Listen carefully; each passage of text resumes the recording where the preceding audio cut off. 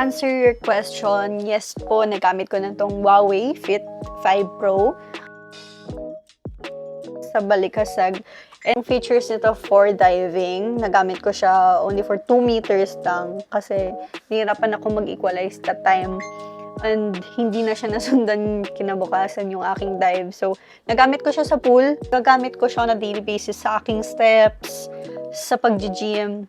And then, what I also like about this na Fit 5 Pro is marami na nga siyang features for activities, like outdoor activities na pwedeng paggamitan. Like for example, yung not just free diving, not just workout, hindi lang din running, cycling.